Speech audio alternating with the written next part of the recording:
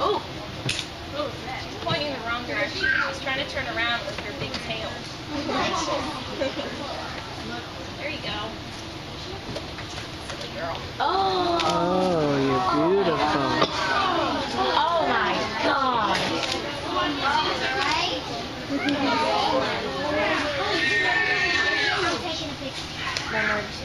There we go. Yeah, Okay. So, everyone meet Patriot. She is a female. She's going to go to the bathroom, I bet, right now. Oh! Wow.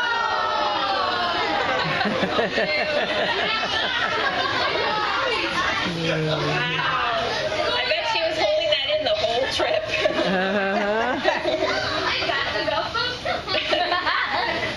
Alright, so this here's Patriot. She is a female bald eagle. She's about 17 years old.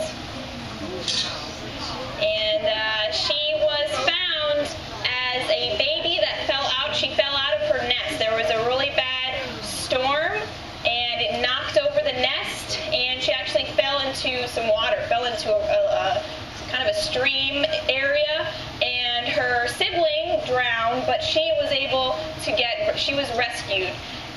But the fall, she suffered some wing damage, so she can't fly anymore.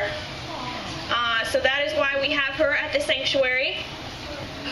She's about, like I said, she's 17 years old. So bald eagles, they are birds of prey. They only eat meat.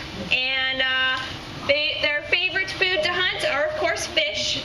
But when you look at her, she has 3 characteristics that define her as a bird of prey.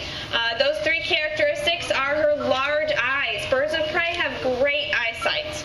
Also, those long, sharp talons that she has on the end of her toes. Where are you going?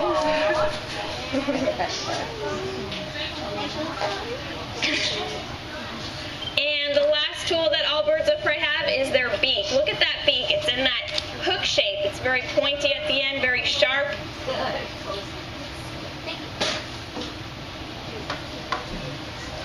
So some birds of prey, they have eyesight up to 10 times better than us. So what that means, that's just a number, but to give you an example of what that means, if I was holding up a newspaper up here, probably none of you could read what was on that newspaper. Maybe in the front row, but even a couple feet away, you really couldn't read that fine print in that newspaper from where you're sitting. But if you had eyesight as good as a bird of prey, you could read every word in that newspaper, even if you were a whole football field away from the newspaper. Just think about that. Really good eyesight. Bald eagles, they can spot a rabbit from a mile away.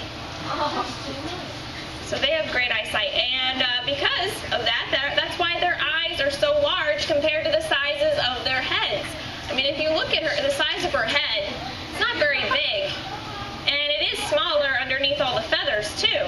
So her skull is pretty small, and she has those huge eyes. If you look at your neighbor's eyes, your neighbor has really puny eyes and a giant head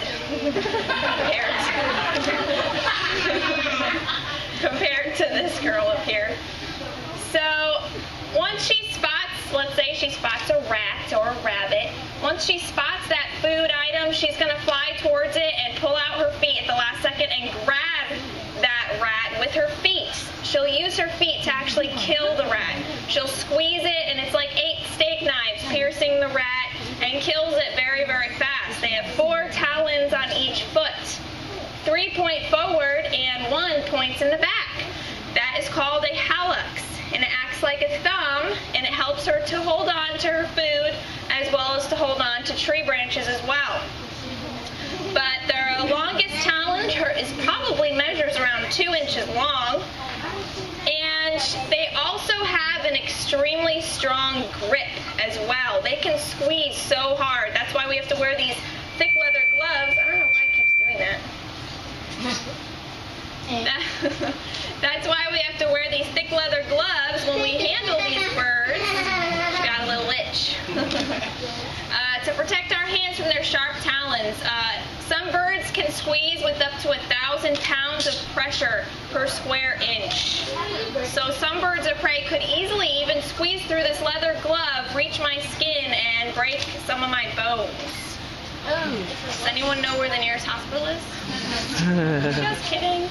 Luckily, they don't do it just for fun. They're only going to do it if they're trying to kill their food, kill their prey. So once she grabs that rat and squeezes it and kills it, she'll fly off with it. She'll land on a tree branch and she'll stand on it with her feet. And the last tool she'll use to help her eat it is her sharp hook-shaped beak.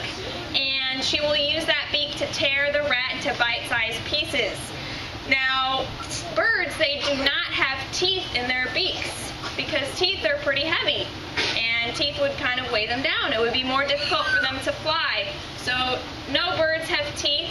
They just, with birds of prey, they'll tear the meat into bite-sized pieces and swallow those pieces.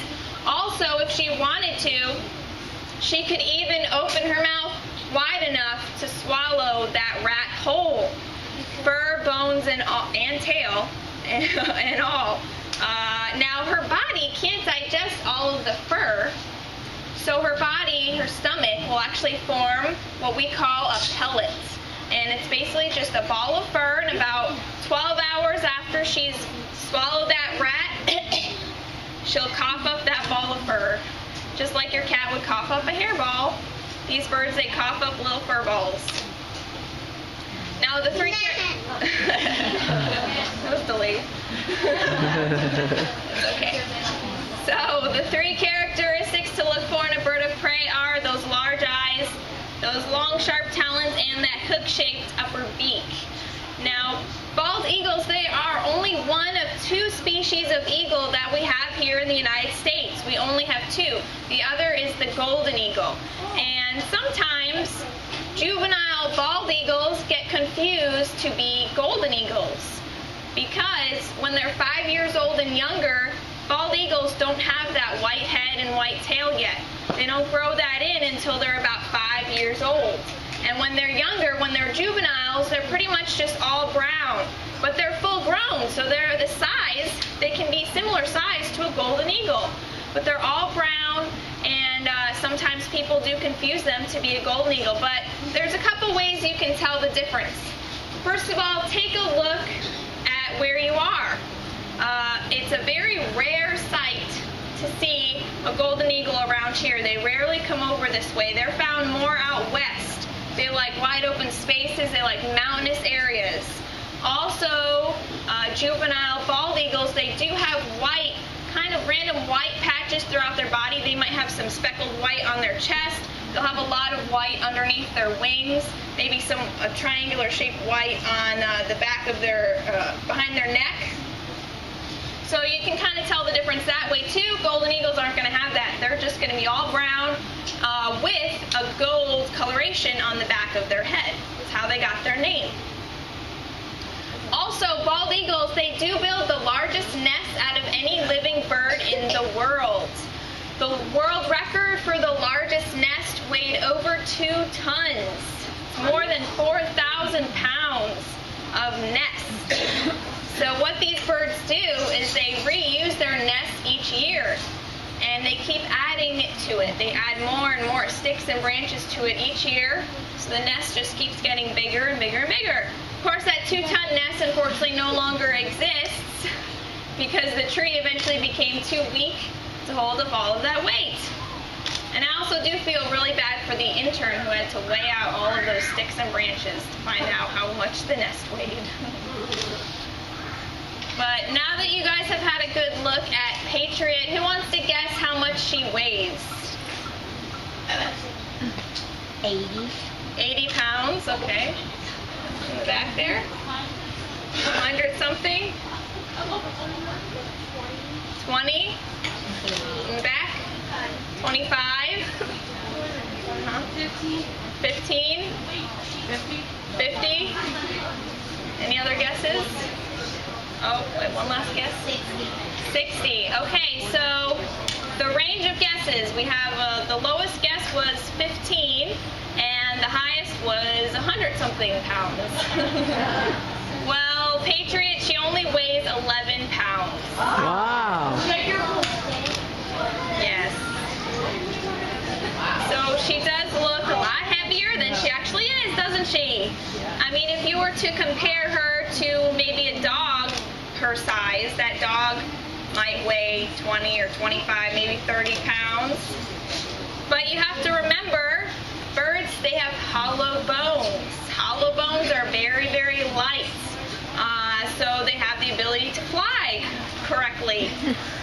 And also, she does have lots and lots of feathers on her body. Bald eagles have 7,000 feathers on their bodies. Wow. Yes, so she is a lot smaller underneath all of those feathers. Just to give you an idea of how light hollow bones really are, if you were to put all of her feathers in one pile and all of her bones in another pile, all of the feathers would weigh more than all of her bones. Yeah. So they have extremely light bones. So she's pretty much made up of around 10 pounds of muscle and intestines, and everything else is feathers and bones.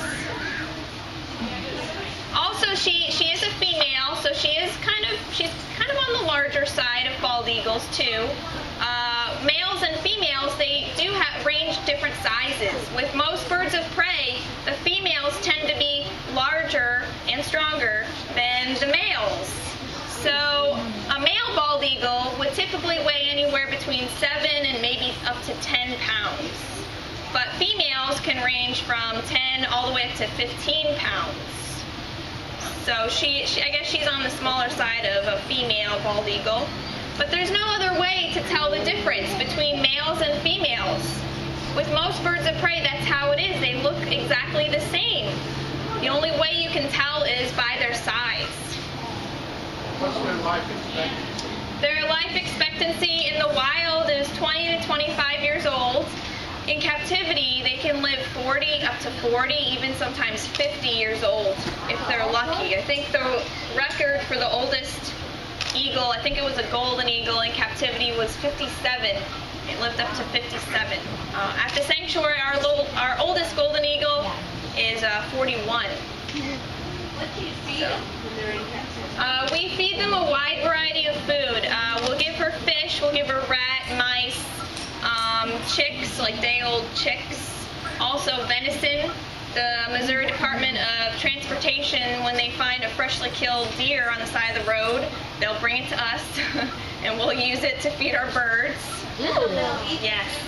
Yeah, they'll eat it after it's dead. So in the wild, bald eagles will sometimes do that too. They will mostly catch fish, but it's not uncommon to see a bald eagle eating a dead animal, like roadkill. That's actually how we got a lot of our bald eagles at the sanctuary, because they were hit by cars when they were eating roadkill on the side of the road. So they're all about easy meals.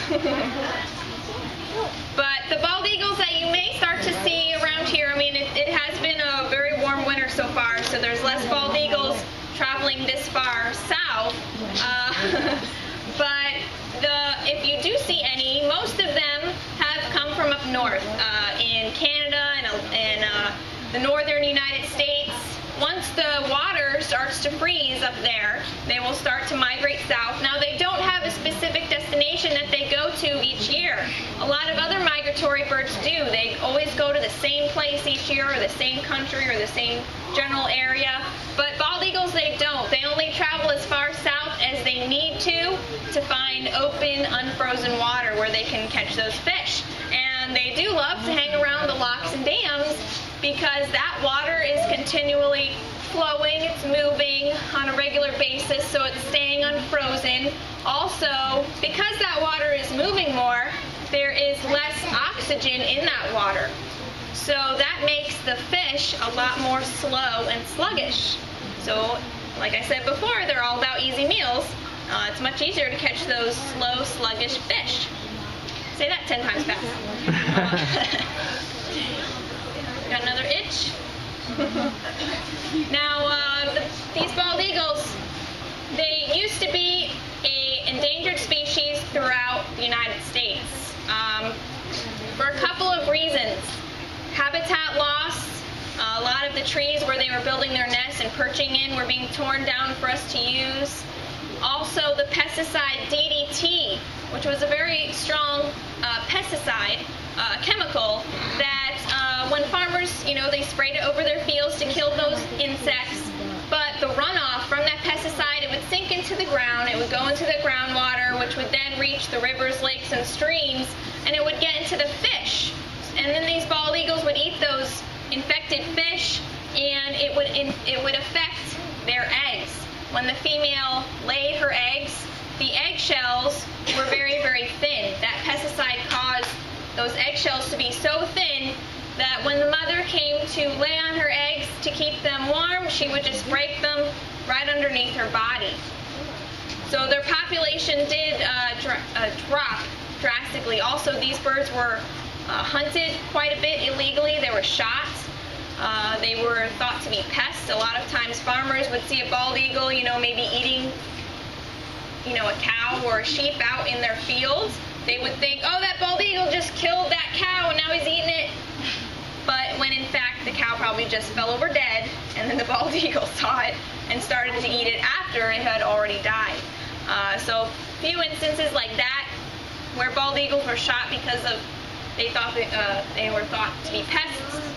But with the banning of DDT and habitat restoration projects and breeding and release programs of these bald eagles, they were officially taken off of the endangered and threatened species list in 2007. So they're doing quite well since then. There's thousands and thousands of bald eagles throughout the U.S., and much more up in Alaska as well. You'll find the greatest population up in Alaska. Now, it is, like I was saying before, some of these birds, they were shot and killed. Now, of course, that obviously is illegal, but it is also illegal to possess any part of a bald eagle, even down to their feathers. If you find a bald eagle feather on the ground, you cannot take it home with you and keep it. There is a law against that because wildlife officials, they can't tell the difference between if you just found that feather and took it home, or what if you shot and killed the bald eagle and got the feathers that way. So that's why they just need to protect every part of the bald eagle, even down to their feathers. Now, does anybody have any questions? Yes? What is the likelihood that an eagle just picked up a small dog?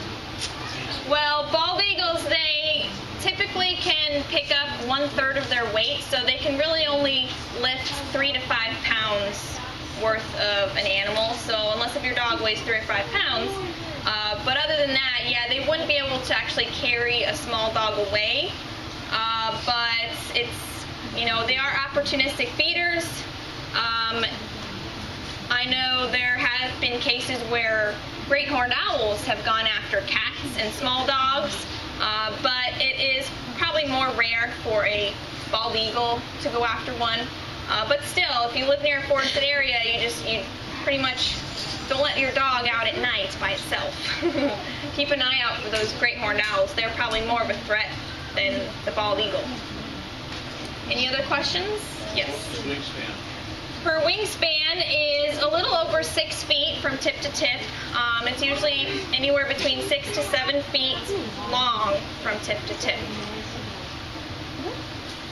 When she gets fed in the captivity, is the food still alive, or is it she goes after it on her own? Okay, when she gets fed, is the food still alive? No, we feed all of our birds animals that are already dead for a couple reasons, but the main reason is all these live animals, they can fight back. If we were to feed them live rats, even live mice, they can bite, they can scratch up their feet, and they can get infections. So since these birds are in our care, we don't want that to happen because we would have to pay a lot of money in vet bills. But it's for the birds, it's mainly for the bird safety. It's just a lot safer to feed them animals that are already dead.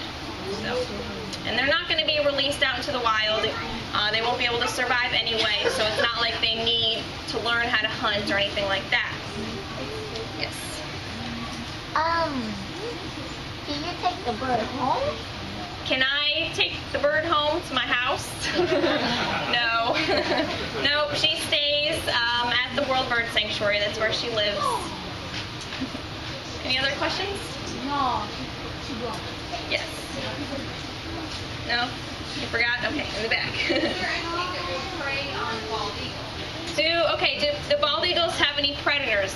Not really. I mean, there could be some animals that might crawl up into the nest and try to get to the eggs or the babies, but the females are usually always there anyway to protect their nest. But when they're adults, there really is nothing that would try to eat them, except for maybe humans might try to hunt them illegally. But other than that, no real natural predators. Who does the caregiving? Oh, sorry. Who does the caregiving? The female?